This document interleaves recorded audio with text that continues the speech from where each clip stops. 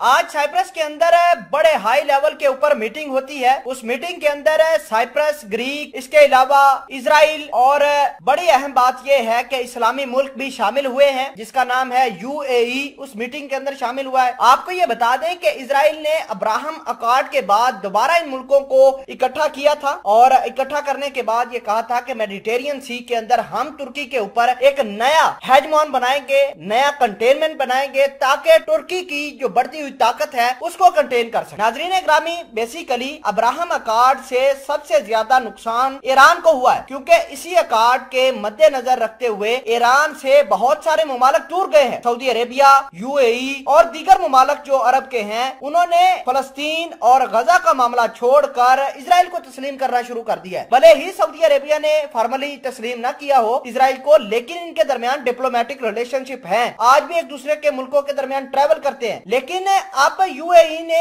Iran को पीछे छोड़कर तुर्की के खिलाफ लड़ने का ऐलान किया है। मामलात क्या हैं? क्या पाकिस्तान इस तमाम तर कहानी में तुर्की की मदद करेगा या नहीं? तमाम तर चीजें बड़ी डिटेल के साथ आपके साथ डिस्कस करेंगे। छोटी सी गुजारिश है कि आप हमारा यूट्यूब चैनल हसनाट टीवी को सब्सक्राइब कर लें, घंटी के निशान को दबा लें ताकि लेटेस्ट न्यूज आप तक बर वक्त पहुंचती रहे। सबसे पहले आपको ये बता दें कि आज साइप्रस के अंदर एक मीटिंग होती है और इस मीटिंग के अंदर ये डिस्कस किया गया है कि हमने तुर्की को किस तरह कंटेन करना है। बेसिकली तुर्की मेडिटेरियन सी को क्लेम करता है और मेडिटेरियन सी के इलाकों के अंदर वो मुख्तलिफ किस्म की ड्रिलिंग कर रहा है। और आपको ये भी बता दें कि मेडिटेरियन सी के अंदर तेल के भंडार है, गैस के भी बहुत ज्यादा जखायर है। जैसे ही तुर्की ने वहां पर अपनी ड्रिलिंग स्टार्ट की तो ग्रीस भी आ गया, साइप्रस भी आ गया कि ये तो हमारे इलाके हैं और तुर्की को थ्रेट करना शुरू कर दिया। पिछले साल की बात करें तो नवंबर दिसंबर के महीने में तुर्की को नुकसान पहुंचाने के लिए ग्रीस और साइप्रस की मदद करने के लिए फ्रांस ने अपने राफेल तैयारे भेज दिए थे। और यही बात नहीं रुकी कि फ्रांस ने अपने 18 जहाज मुफ्त में ग्रीस को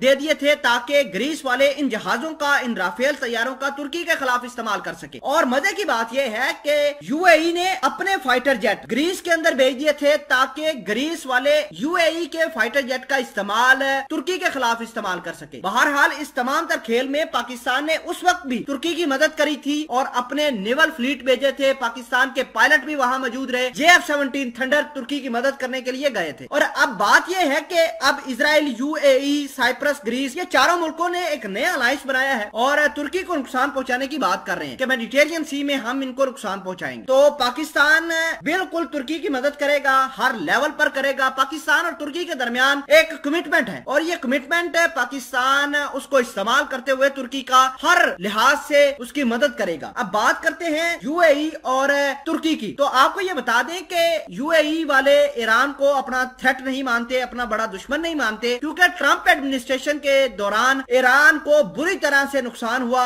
एक तो डोनाल्ड ट्रंप ने जो इकोनॉमिक सैंक्शंस तेहरान के ऊपर लगाई उसने तेहरान का तहस नहस कर दिया। दूसरा कोरोना वायरस इसको लेकर बैठ गया। तो तेहरान जो है यूएई के लिए बड़ा थ्रेट नहीं है। यूएई वाले अपना सबसे बड़ा दुश्मन आजकल टर्की को मान रहे। इस वजह से उन्होंने इस अकॉर्ड को, इस तमाम तर अलायंस को ज्वाइन किया, इजराइल, साइप्रस और ग्रीस के अलायंस को। बहरहाल आप इस तमाम तर डेवलपमेंट को किस तरह देखते हैं कमेंट सेक्शन में इस वीडियो के बारे में जरूर बताइएगा।